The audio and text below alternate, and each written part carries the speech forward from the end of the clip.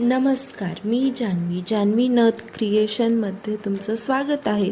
आज आहे डे 3। आज आपण स्टार शेप मोती फ्लावर बनवणार आहोत। सर्वात अगोदर 0.3च्या तारेमध्ये मोती आणि बीड्स होऊन लॉक करायचे आहेत।